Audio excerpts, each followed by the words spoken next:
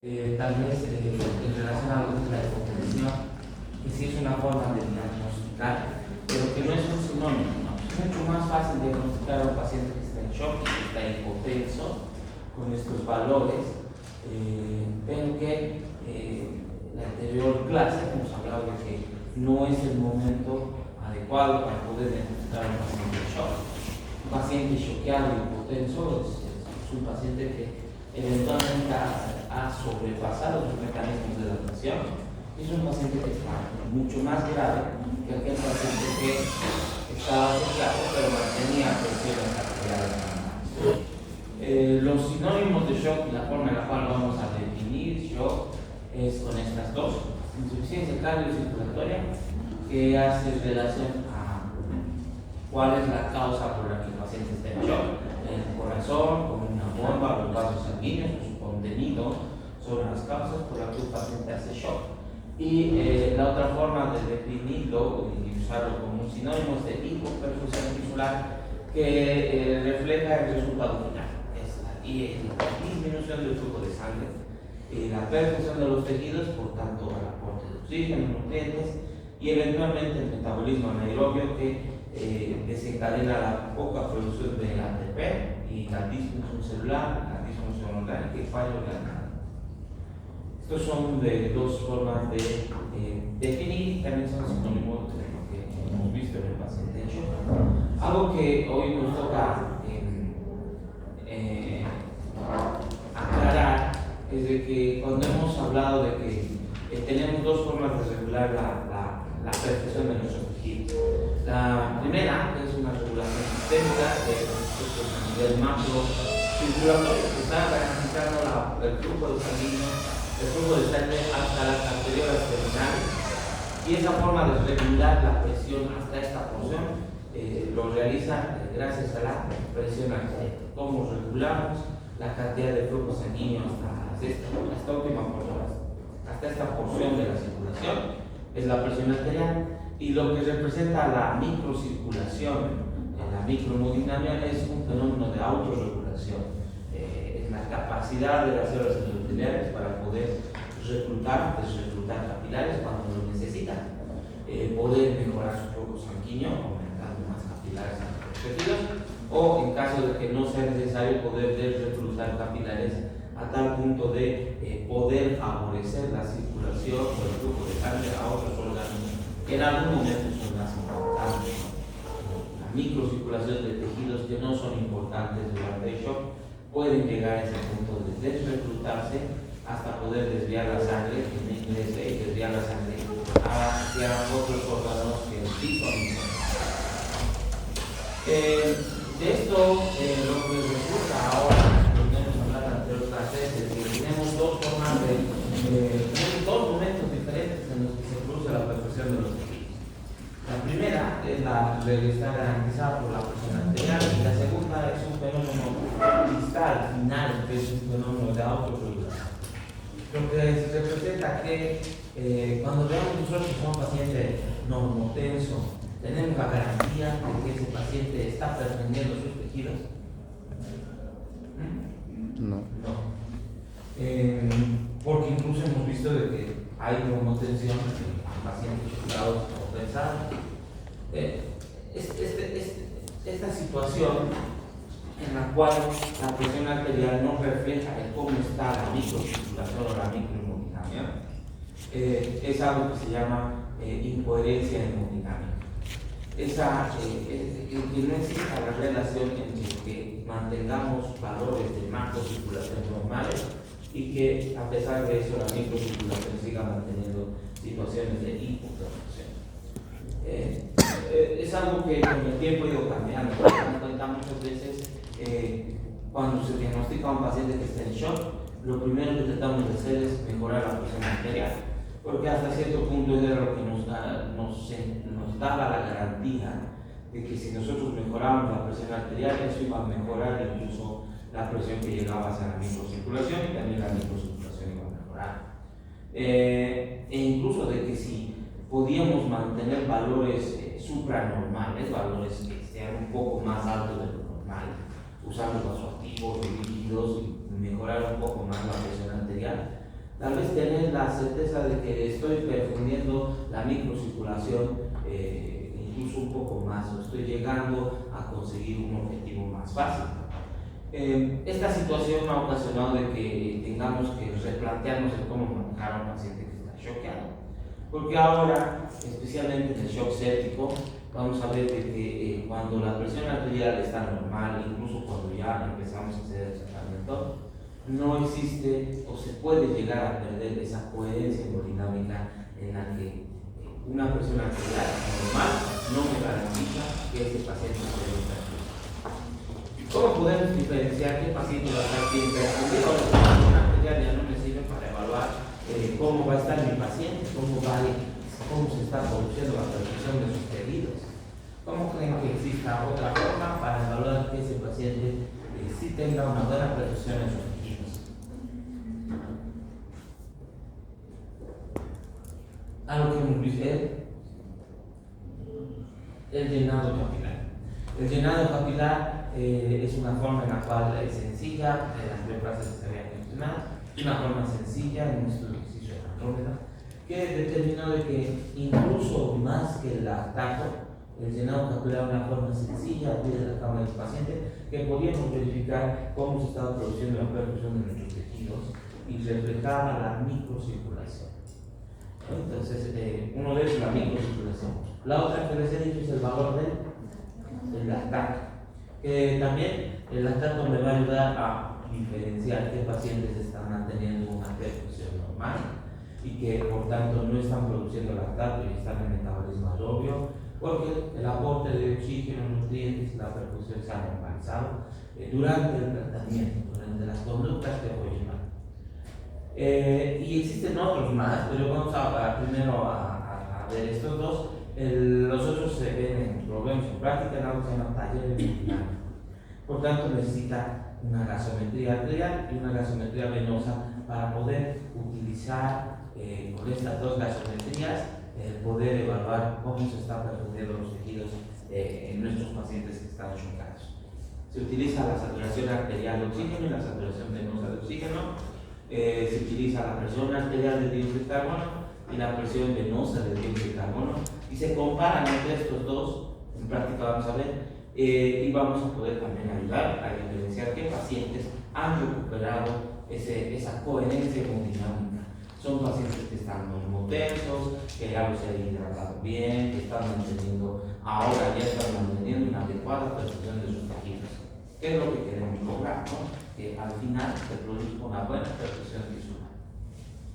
Esa era creo que la partecita en la que no me había hablado en la anterior clase, esta coherencia hemodinámica que tenemos que tratar de conseguir, y para eso necesitamos tener herramientas que me ayuden a diferenciar qué pacientes, además de haber recuperado valores de macrohemodinamia, ya han recuperado valores de microhemodinamia que me sirvan para diferenciar que ya tienen una adecuada. Hablando de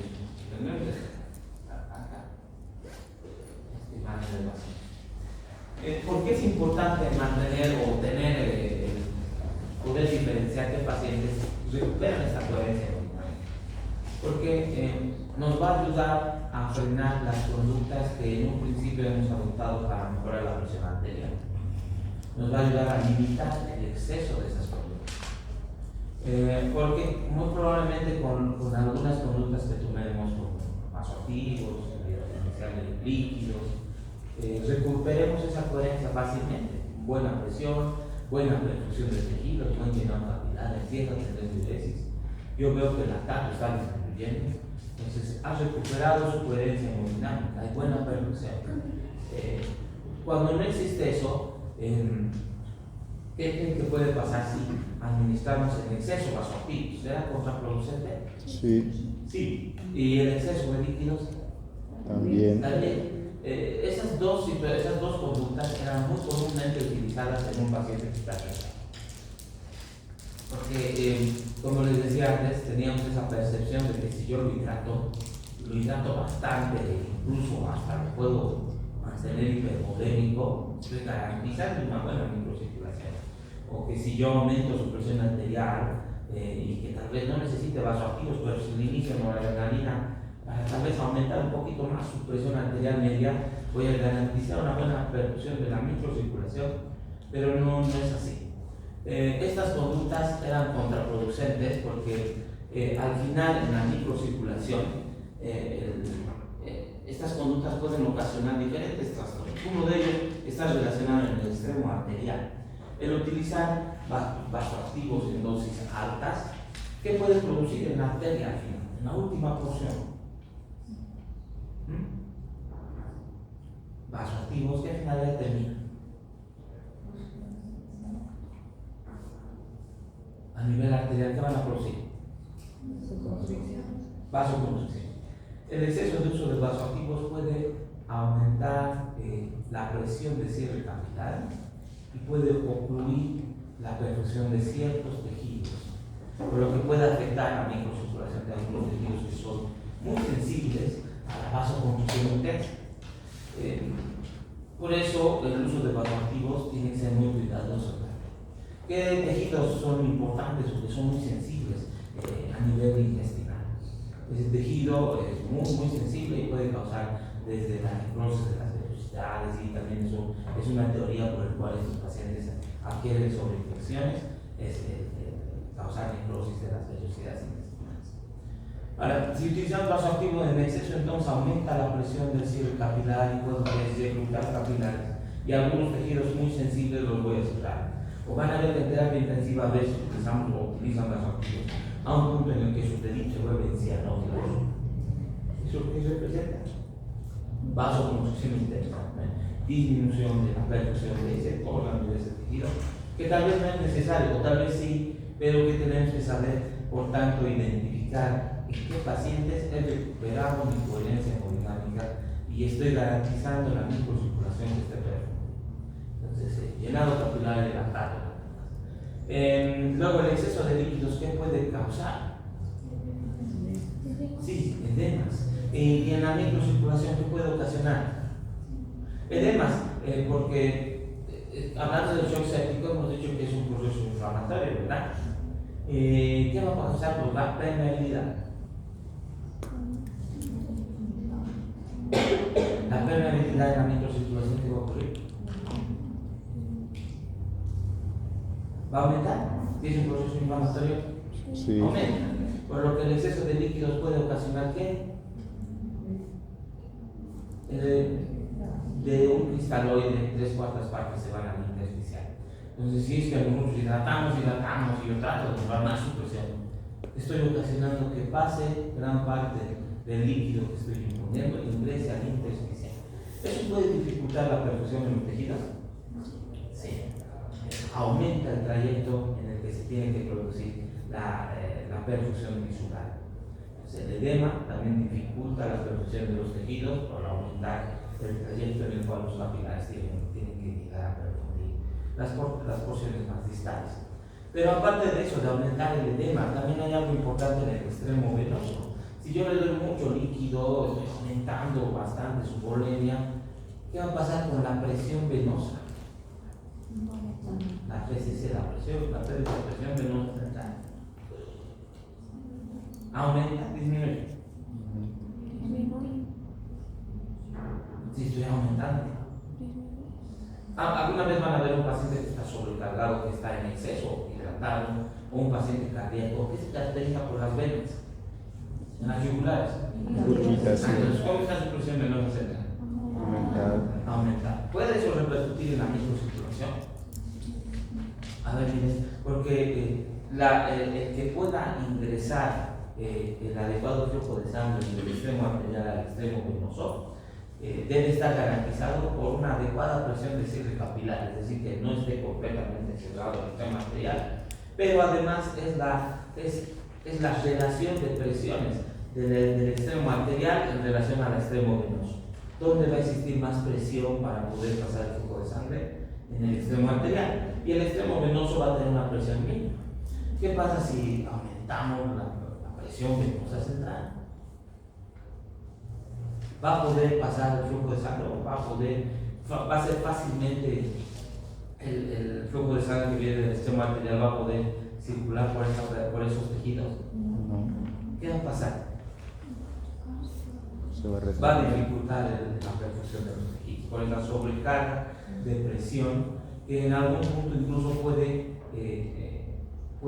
bloquear, no, sino que puede paralizar el flujo en la microcirculación por un exceso de la presión venosa central que sea secundaria al exceso de volumen.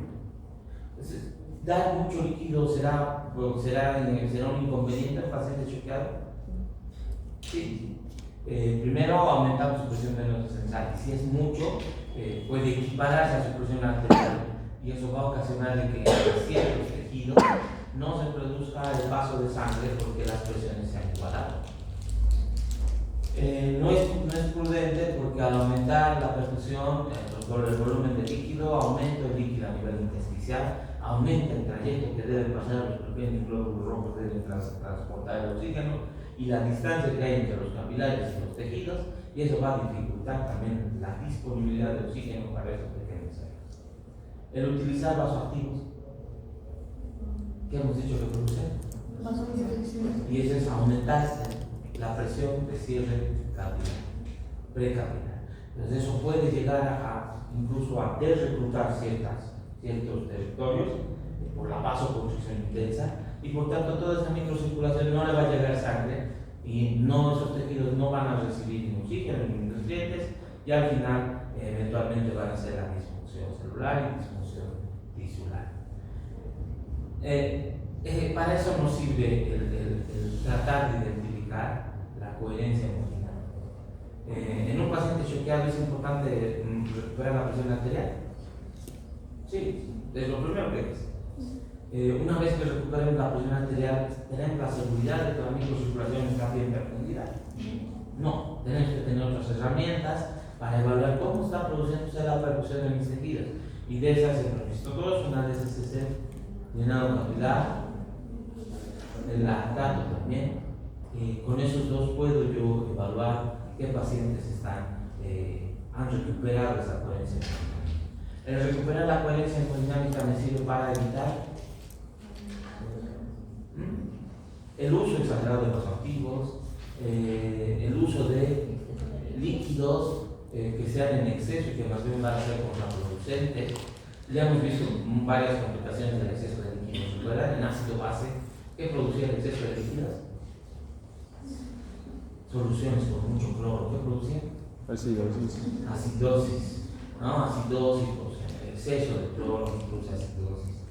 También produce coagulopatía, el exceso de líquidos también, la dilución del bicarbonato. Miren que aquí en el choqueado también va a ocasionar el aumento de la presión venosa central, que no pueda algunos territorios mantener su perfusión en la microcirculación, aumenta el edema y al aumentar el edema dificulta la liberación de oxígeno en los tejidos. Muy bien, eso creo que es lo que no hemos hablado en la anterior clase. Hemos visto de que podemos clasificar de diferentes formas a los pacientes choqueados y dentro de ellas una de las clasificaciones que nos ayuda a diferenciar qué paciente está compensado, cómo podemos diagnosticar a un paciente choqueado normotenso es esta, que es la clasificación de compensados, descompensados y subpensados. El compensado es un paciente que tiene una presión normal y está normal por sus mecanismos que han desarrollado, que son los que hemos visto al inicio, ¿verdad? En los primeros test son neuroendocrinos, simpático, renina, angiotensina, aldosterona, hormona antidiurética. Estos mecanismos se traducen a la clínica. ¿Sí? Este compensado va a estar normotenso, pero clínicamente, ¿cómo estará?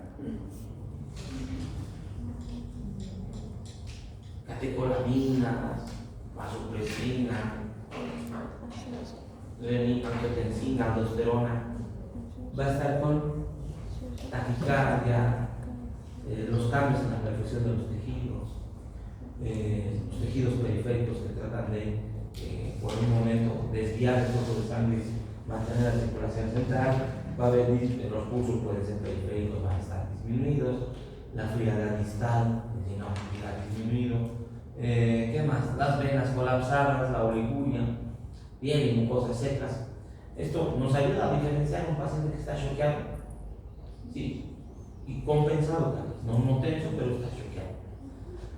La otra, el descompensado simplemente es el paciente hipotenso, ¿no? Es choqueado o descompensado es el hipotenso que ha sobrepasado el mecanismo de rotación.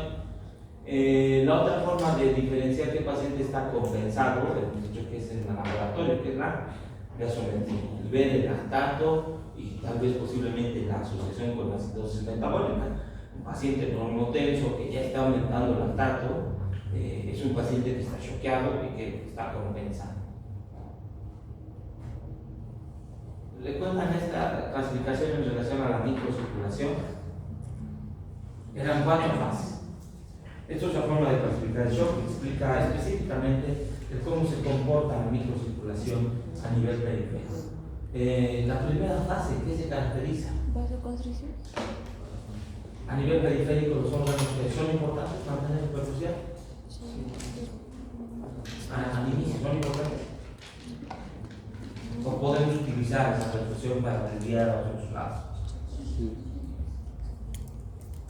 La primera fase es de vasoconstricción, el cierre de esos capilares que tenga la finalidad de desviar el flujo de sangre que no va a ingresar, lo desvía y lo desvía hacia la circulación central. Mientras tanto se produce la vasoconstricción en tejidos, en microcirculación de tejidos que no son necesarios mantener en ese momento hiperfundidos, especialmente la piel. La segunda fase eventualmente se ve superada esta vasoconstricción y se ve superada por una fase de la segunda fase de vasodilatación exagerada, que es el resultado de esos tejidos que han estado por cierto tiempo y no se ha podido corregir el shock, han estado en hipoperfusión por vasoconstricción. Van a producir lactato, van a hacer cambios de pH y la acidosis, si recuerdan, produce vasodilatación. Entonces esa vasodilatación exagerada al final va a ocasionar que se vuelva a retornar el flujo de sangre que estaba desviando a la circulación central. Incluso es una vasodilatación tan exagerada que va a abrir nuevos capilares y se va a volver un trayecto de la circulación en la cual se almacena sangre, una rémora de sangre. Y no es lo que quisiéramos que exista. En este caso, ¿qué es lo que va a aparecer clínicamente? Ya cuando se supere esa capacidad de autorregulación que tenemos, se va a vasodilatar, ¿qué va a pasar con la presión?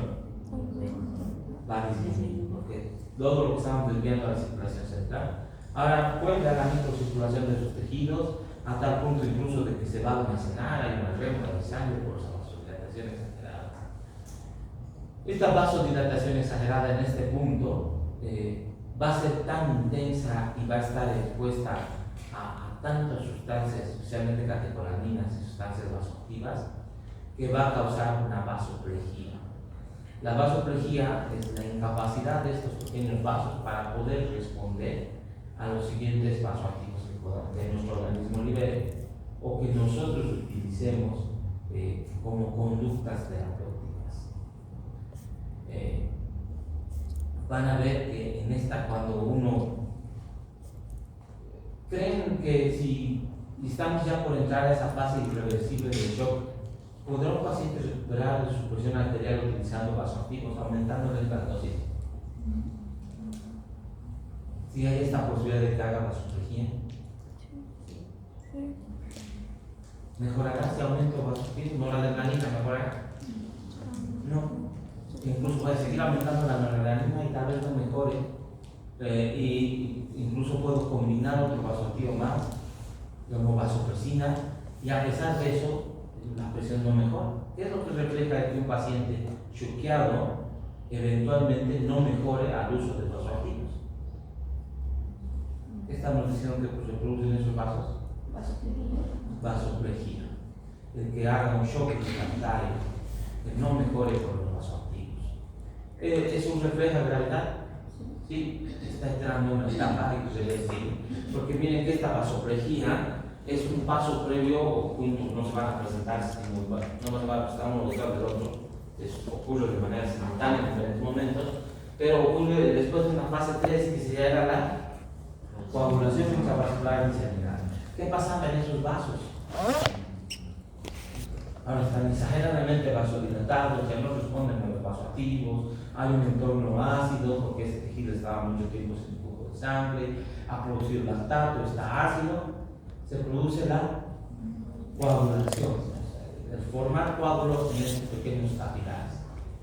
Esos pequeños capilares se obstruyen con coágulos, ¿qué va a pasar?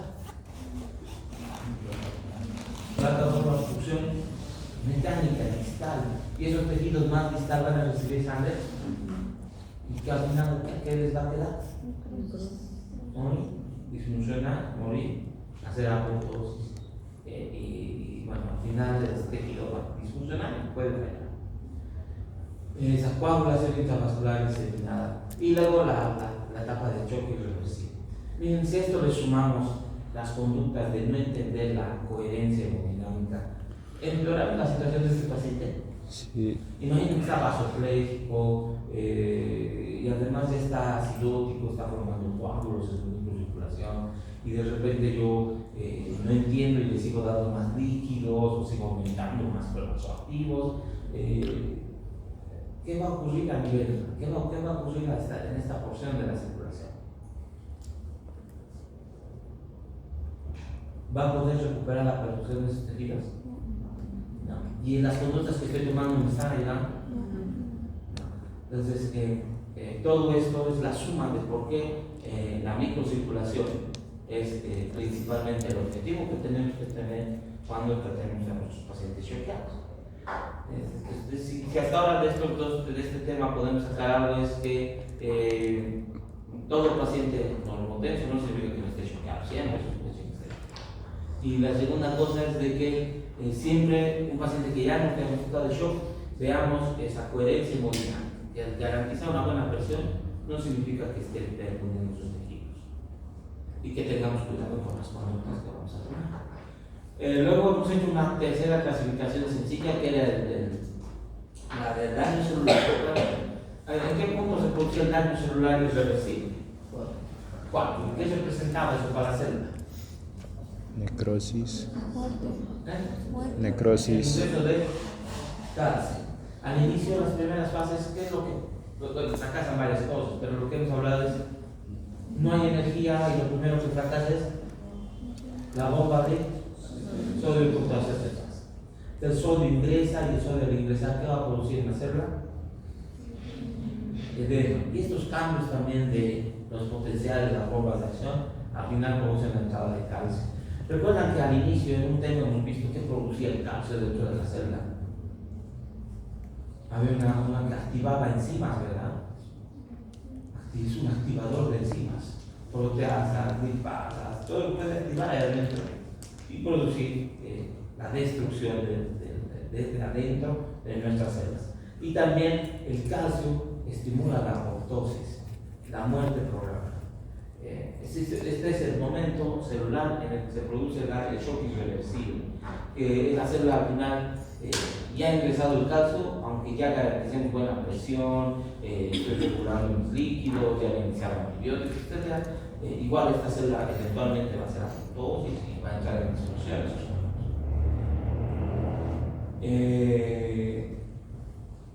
Hemos hablado ya del shock inflamatorio. Te hemos quedado aquí, ¿no? Bueno, ¿recuerdan cuáles son los mecanismos de shock? En relación a esa pequeña ecuación, la precarga. ¿Qué ocurre con la precarga para que produzca shock? ¿Y qué shock produce? El shock hipovolémico, ¿qué causa la precarga? Lo disminuye. Disminuye. ¿Qué ocurre con la contractilidad? Disminuye. ¿Ese tipo de shock qué se llama? Hipovolémico. Cardiogénico. Luego, ¿qué ocurriría con la postcarga para producir shock? ¿Qué tipo de shock sería ese? Obstructivo. La resistencia vascular sistémica, ¿qué tiene que pasar para producir shock? Tiene que aumentar. Disminuye, lo que significa que se vasodilata. ¿Ese qué tipo de shock se llama? Distributivo. Y dentro del shock distributivo hemos visto que hay varios, ¿no? Todos producen vasodilatación, pero son tres principalmente. Son el anafiláctico, neurogénico y el séptico. De estos tres, dos comparten la respuesta inflamatoria. Son el séptico y el anafiláctico. La activación o un proceso inflamatorio que produzca el aumento de la permeabilidad, la vasodilatación, esos van a ser los denominados shocks de tipo inflamatorio. Todos los tipos de shock al final se resumen en estos 4 o 5 faltables de distinguir y llenado de mostrar. Todos los tipos de shock están dentro de estos 5 tipos fisiopatológicos de shock, pero que pueden tener definiciones diferentes. Por ejemplo, estos shock inflamatorios sabemos que son shock distributivos, ¿no? Está el séptico y el anafiláctico y se llaman inflamatorios por la causa que produce esa mala distribución de sangre, la vasodilatación exagerada. Y de la misma forma existen diferentes otros denominativos de shock que están igual dentro de estos 5 mecanismos, pero que se han utilizado diferentes denominativos para facilitar su sospecha. Por ejemplo, el shock del paciente traumatizado es un shock hipovolémico. Si uno piensa que su trauma, un shock traumatizado, debe ser hemorrágico. O del paciente quemado, que tiene, les dije, 2 momentos. Al inicio es un shock de tipo un quemado, ¿qué es lo que tiene? Líquido. Entonces va a ser hipovolémico al inicio y un quemado después de las 48, 72 horas séptico por la pérdida de la barrera, que es muy importante para analizar en la vida. Ese es shock séptico. Y dentro del shock séptico incluso les decía que existen el shock tóxico estafilocócico, el shock tóxico estreptocócico, que son shocks distributivos y están dentro de los shocks sépticos. Todos se enmarcan en relación a esos 5 mecanismos fisiopatológicos que hemos visto. Ahora, hablando del shock séptico, lo que caracteriza es la inflamación. Es lo que ya hemos visto en un principio. Recuerdan que hemos visto ya esta forma de clasificar la sepsis. Hemos hablado de cómo diagnosticamos sepsis según la definición. Es una respuesta desregulada en nuestro organismo ante un agente infeccioso, una respuesta desregulada de la inflamación de la inmunidad y que va a producir disfunción hormonal. A eso, que es una definición de sepsis muy que no es fácil de poder aplicar a un paciente, diagnosticar a un paciente de sepsis diciendo es un paciente que está desreguladamente está respondiendo a una infección, pero a esta definición de sepsis luego le sigue el diagnóstico de shock séptico, que vendría a ser, ¿qué sería? ¿Cómo llegamos al diagnóstico de sepsis? ¿Recuerdan?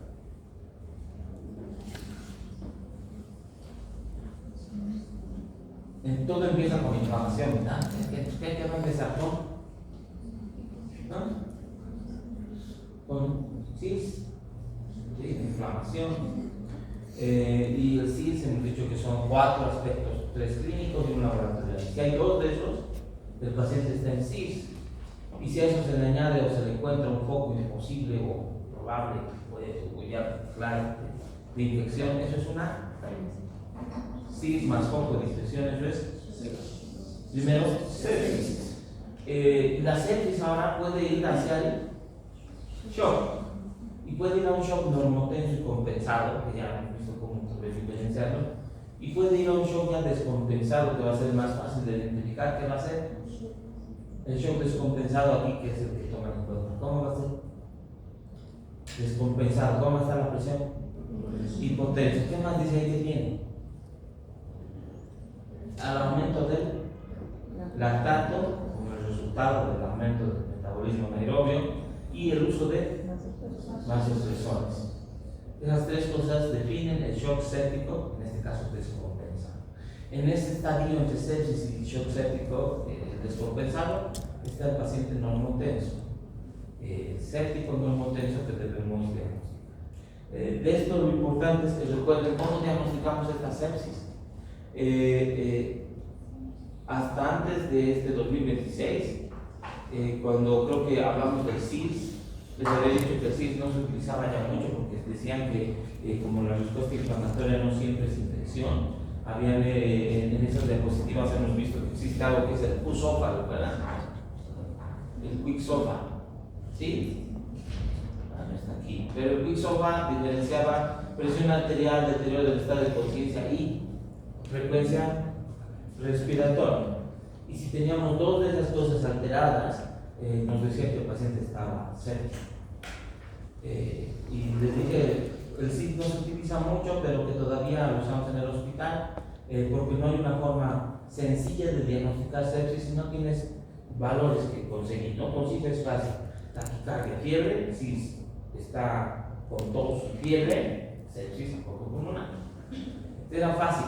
Y para este último mes y algo un poco más, ahora sí está a vuelta el CIS, incluso mucho más que el QSOPA, todavía se utiliza CIS y le han dado mucha importancia al CIS y han salido otras escalas más que en su momento se debilidad en ese tema, ¿no?